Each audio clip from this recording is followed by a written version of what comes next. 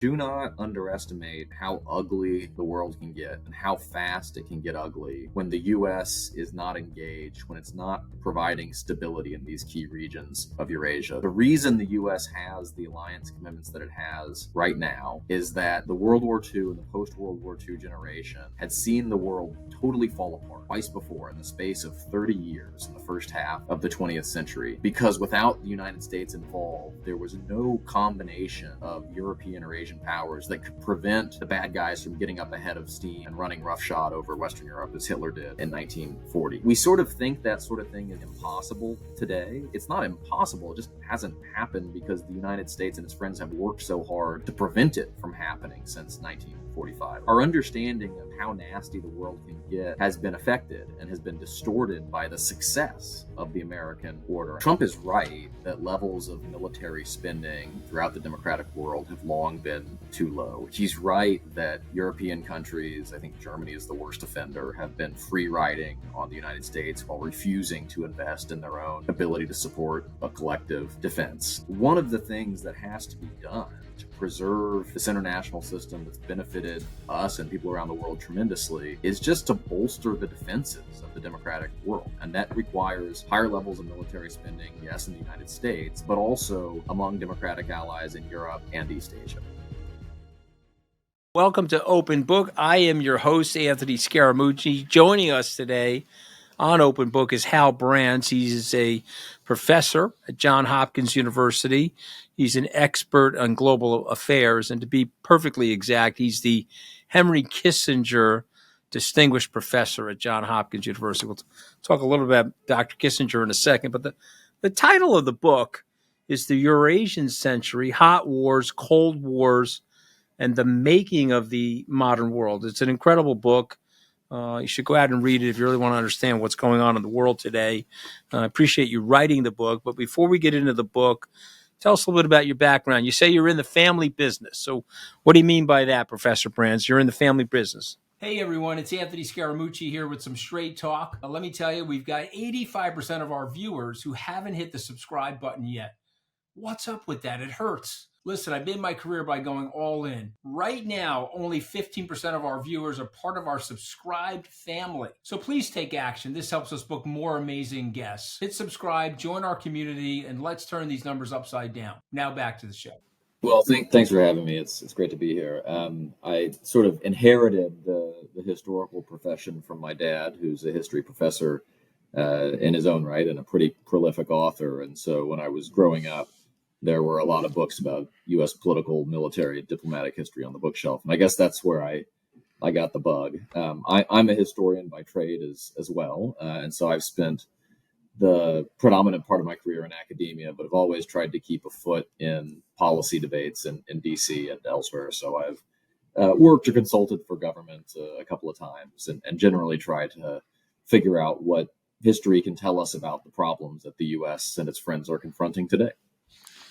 Okay, so the book, The Eurasian Century, it's an interesting title because, as you point out in the book, there's been more than one Eurasian century. I guess you could argue that most of world history has happened on that landmass, which we say is two continents, but it's really just one big landmass. And so tell us what we need to know about Eurasia.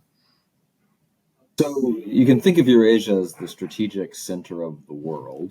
It's where most of the world's people live. It's where most of the world's economic resources are found. It's where most of the world's military potential is located. And so really throughout history, the fact has been that a country or a group of countries that managed to take over Eurasia or big chunks of it would probably have unbeatable power in a global sense.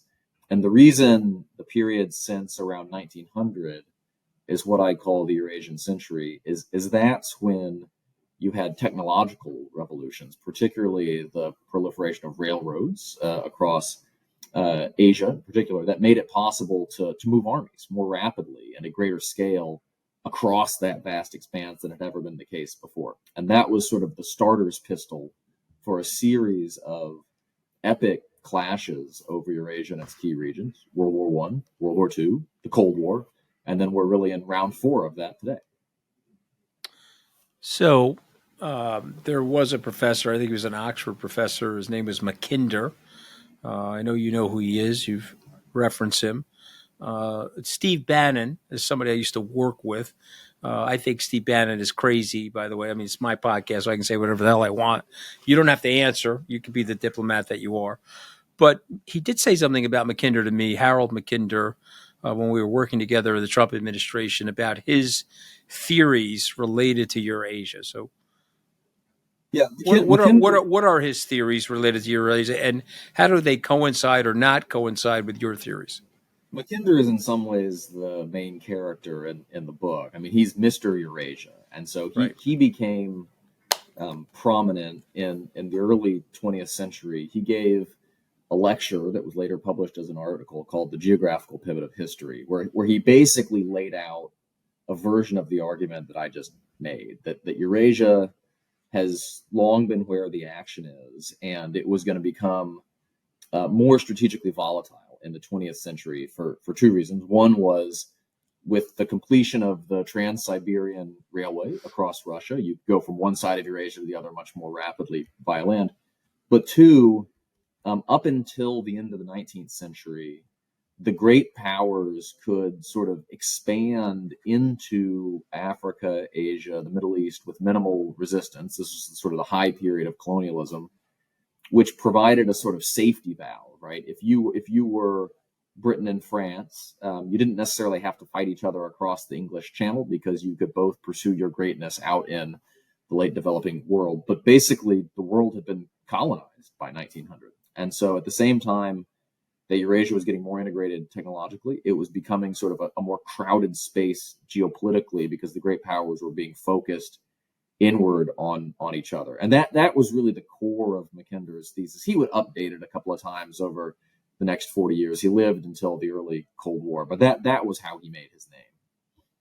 Yeah, I mean, Kissinger, he was a big student of Mackinder. Nixon was. A lot of the Cold War strategists were worried about a hegemonic power controlling the whole continent, and they liked pitting the Russians against the Chinese. Of course, you and I both know that there's been a border dispute between the Chinese and the Russians over Siberia for the last 300 or so years, maybe 350 years. Yet, the Americans, I feel like the Americans have pushed the Chinese and the Russians closer to each other. Am I missing that, or have the Americans accidentally made them closer? Well, there are definitely aspects of U.S. policy that the Russians and the Chinese don't like, and that has had the effect of unifying them. I think both of those countries are autocratic great powers that want to carve out spheres of influence in their own region and maybe beyond. Both of them really don't like living in a world that is led by a democratic superpower, and so that creates a degree of glue in that relationship, which appears to be complemented by the fact that Putin and Xi get along and have long conversations deep into the night with each other. Now, the question I think is like, could or should the United States do something differently to prevent these countries from becoming closer? Because they're definitely cooperating more in the military realm, the economic realm, the technological realm. I'm not sure there's a whole lot the U.S. can do in the near term to prevent that. I mean, what it would take to sort of flip one country against the other is basically, letting that country have what it wants geopolitically. So a Russian sphere of influence in Eastern Europe, for instance, and even then, I'm not sure if it would work.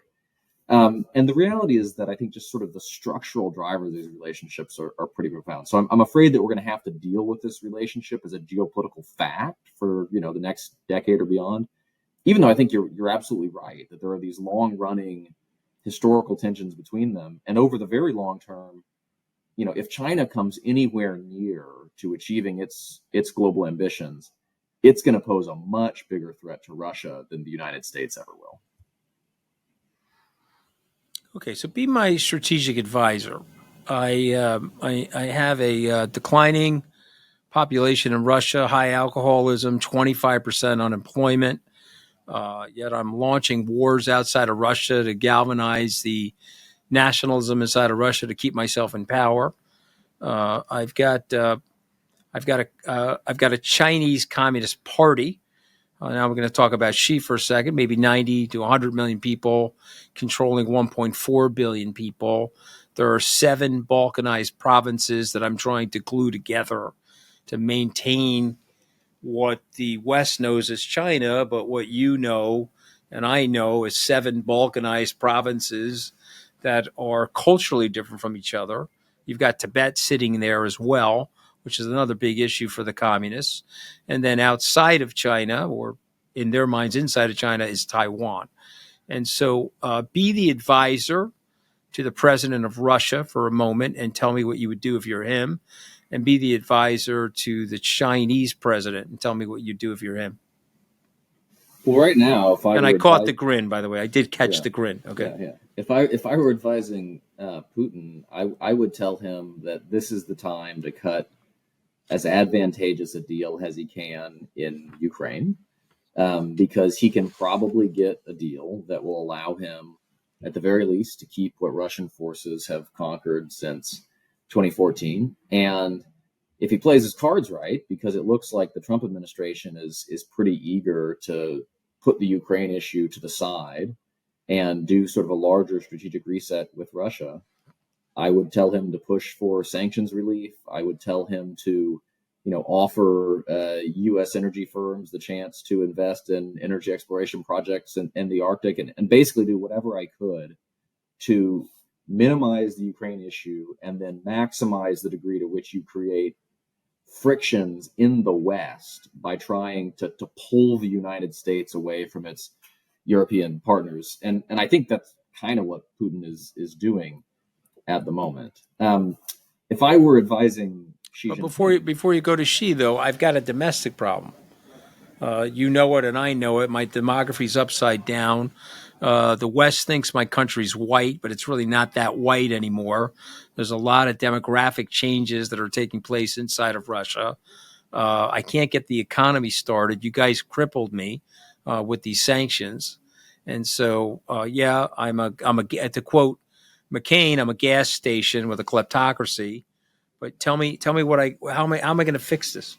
Well, that's part of the reason why you got to bring the war in Ukraine to an end, or at least hit pause on it. Because if you have to do another military mobilization, the last time Putin did that was when we saw, Russian men between the ages of 20 and 50 hopping the first flight to Delhi or driving across the border to get out of the way. So that's just exacerbating the demographic problem, even before you start talking about the battlefield losses, which are severe, and it's exacerbating all of the economic problems. And so the Russians have transitioned to a war economy, I think, with greater ability than many in the West imagined. But that's not a long-term basis for the Russian economy. And I think there are real questions about how long Putin can hold this thing together. He can probably do it for another year or two, but I don't know that he can do it for another 5 to 10 years. So he's got to find a way of sort of normalizing the economy if he wants to hold the larger sort of Russian political experiment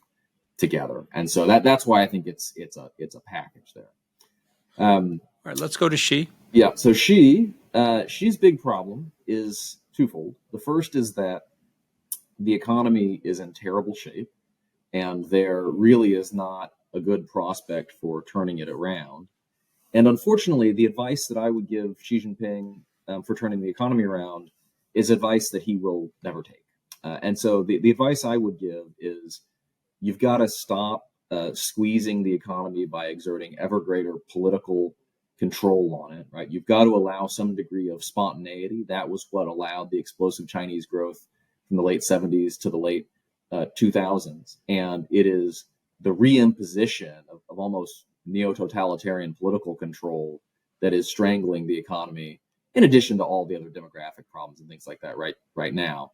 But she's not going to do that. And he's not going to do that because he's made very clear that he thinks China is headed into a very dangerous era. And so his priorities are ideological indoctrination, national security, and very tight political control of everything in China. And so I don't think he's going to be successful in turning the economy around. The other thing I would tell him to do, though, is that he may have an opportunity in the years ahead to try to drive wedges between the U.S. and some of its allies. and partners. We're only 6 weeks, less than that, into the Trump administration, so it's hard to predict where all this is going to go. But if what we've seen in the last month between the U.S. and Europe is any indication, there are going to be big fractures that open up in what we might have once called the free world. And at the very least, that's going to make it easier for China to discourage, say, the European Union from enacting tighter technological controls, tighter trade controls on its relations with China. And so I do think there's a little bit of diplomatic opportunity there for Beijing. Donald Trump. Is he pro-American? What is Donald Trump? He's for America. He's for the West. He's for democracies, or is he what his critics say, trying to create a tripolar world where he really wants a sphere of influence and some level of heightened executive power in the United States? Well, I think the answer is yes. I mean, I think that Trump genuinely thinks that he is making America great again, but the version of American greatness he is pursuing is one that is at odds with a lot of the practices that have actually made America great over the last 80 years. And so what the United States has done since World War II is pursued a pretty broad, high-minded notion of national security where we're going to do well by helping like-minded countries do well. I think Trump rejects that. I think he sees the world in zero-sum terms. The U.S. has stayed a superpower in part because we have so many allies and partners around the world, and we treat them differently than we do our rivals. Again, I don't think Trump sees the world that way. I think he sees, every relationship is transactional, and so he's not inclined to give allies the benefit of the doubt any more than he is to give Putin or Xi the benefit of the doubt. And then finally, I think, while this is easily taken too far, it does benefit the United States to live in a world where democracy is widespread, human rights are widely observed. That's just a more ideologically congenial world to the United States. And Trump, I don't think, places a lot of emphasis on those sorts of classically liberal values, because his view is like the world is a snake pit. And so you just got to do what you got to do to survive and to cut the best deals that you can. And it really doesn't matter whether you're doing it with North Korea or with a democratic ally. And so there is a logic to all of the things that Trump is pursuing. But my concern about Trump has always been that he threatens to sort of tear down some of the best traditions of American statecraft. Did Russia invade Ukraine? A couple of times, in fact. Okay, but like the most recent time, starting 3 years ago, they invaded Ukraine? Yeah. What do you think? I mean, this is like first grade literature, Professor Brands. In the first grade, my teacher taught me about a book called The Emperor Has No Clothes. And obviously the ending of the book is the young kid said the guy's naked. You have the Secretary of Defense won't say that. You have the National Security Advisor. You have a friend of mine that I really respect. His name is Steve Feinberg. He's the Deputy Defense Secretary of the United States. He's before the Congress, and Tammy Duckworth, who's a U.S. veteran, lost her legs in war, is asking him a straight-up question, a yes or no question. Did the Russians invade the Ukraine? And he's not answering it. And so does this worry you as a student of history? Does this worry you as an American citizen? I've read your book, and your book is about values-based diplomacy. Your book is about balancing interests, but also the perilous time that we're living in. You've got 5.7 billion people living under some level of totalitarianism, most of them in Eurasia. And you've got the guardians of this light that Elon Musk has benefited from, and these other people, this liberty and this aspirational story of Western liberalism. And so are you worried at all, or you tell me? Maybe I'm nuts, or maybe I'm nuts. No, I'm definitely perplexed by this. I think there are a bunch of things going on, and as you noted all the examples of high-ranking U.S. officials who dodge questions about who invaded whom. We're recording this toward the end of a week in which the U.S. voted with Russia against a UN resolution labeling Russia the aggressor in the war. And so it's a pretty remarkable period. So Yeah, I think we voted with North Korea, we voted that's right. with China. Yeah.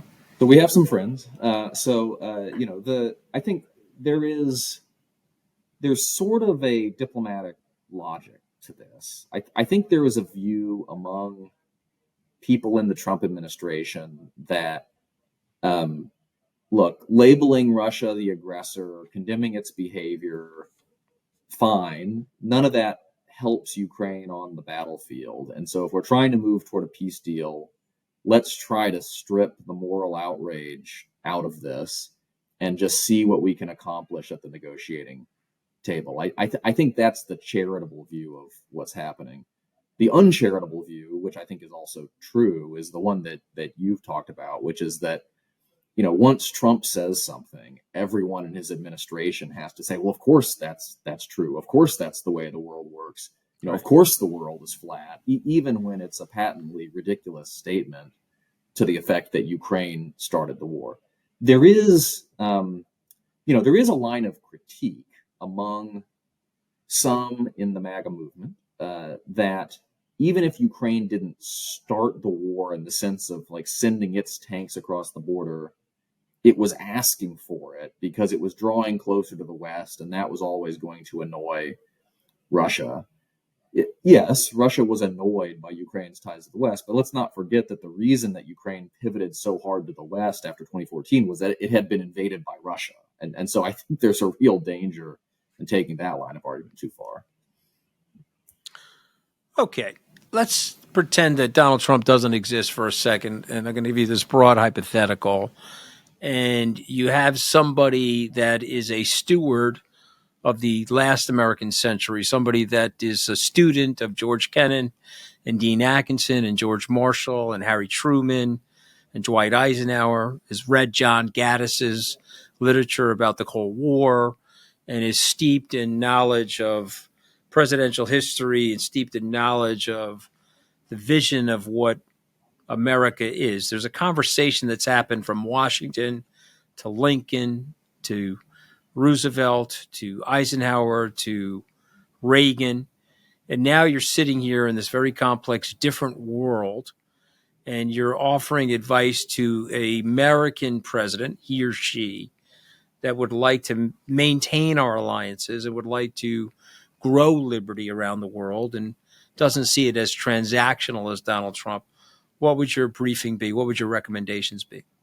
I'll probably start by acknowledging the things that Trump gets right, even though he doesn't exist in this counterfactual. I think Trump is right that levels of military spending throughout the democratic world have long been too low. He's right that European countries, I think Germany is the worst offender, have been free riding on the United States while refusing to invest in their own ability to support a collective defense. And so one of the things that has to be done to preserve this international system that's benefited us and people around the world tremendously is just to bolster the defenses of the democratic world. And that requires higher levels of military spending, yes, in the United States, but also among democratic allies in Europe and East Asia.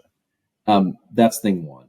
Thing two is I would just say, do not underestimate how ugly the world can get and how fast it can get ugly when the U.S. is not engaged, when it's not providing stability in these key regions of Eurasia. The reason the U.S. has the alliance commitments that it has right now is that the World War II and the post-World War II generation had seen the world totally fall apart twice before in the space of 30 years in the first half of the 20th century.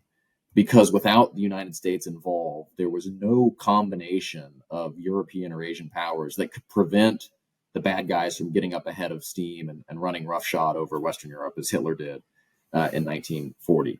And we sort of think that sort of thing is impossible today. It's not impossible. It just hasn't happened because the United States and its friends have worked so hard to prevent it from happening since 1945.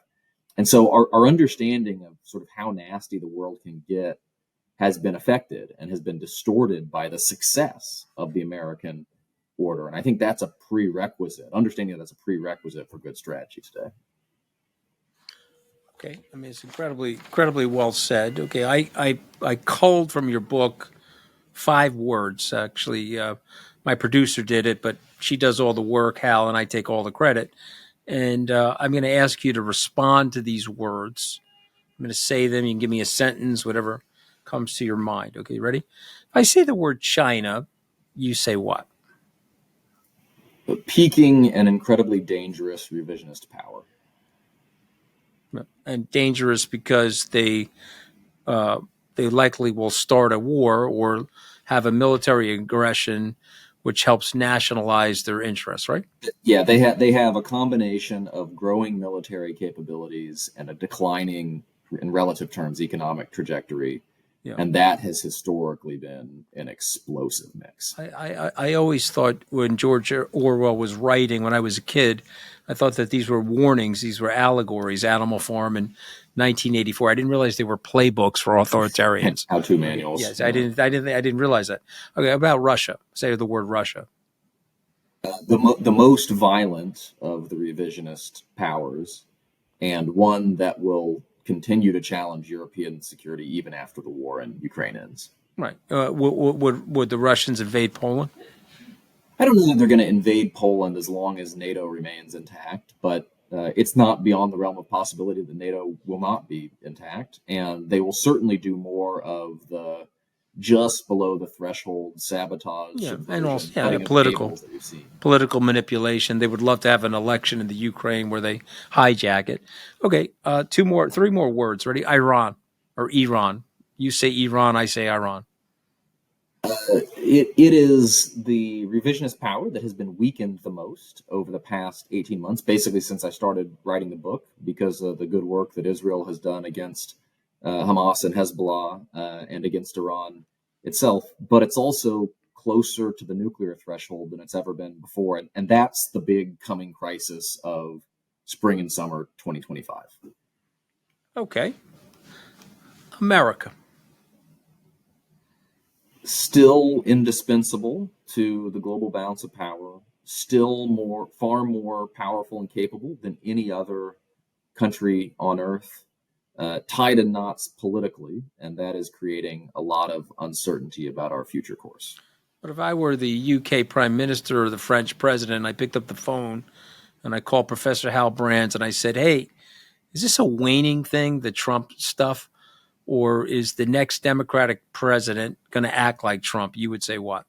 The next Democratic president isn't going to act like Trump. I mean, Trump is symptomatic of deeper trends in American politics, but I think Trump is sort of one of a kind in the degree of deliberate antagonism he uses towards U.S. allies, although J.D. Vance is doing a pretty good imitation of that right now. And I also think nobody is going to unremember the Trump era among our allies. But once Trump departs the scene, I actually think there will be more of an open fight for leadership of the Republican Party.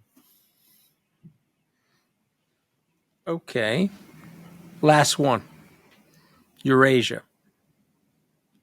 It's where the action happens in international affairs. It is where U.S. engagement is most necessary. And it's also, unfortunately, where we see growing ties between and among all of the bad guys today, not just in Russia and China's case, and what you've talked about, but between Russia and North Korea, Russia and Iran, China and Iran as well. And so it's increasingly become a place where autocratic powers create these networks of relations that aren't quite an alliance, but are something pretty close to it.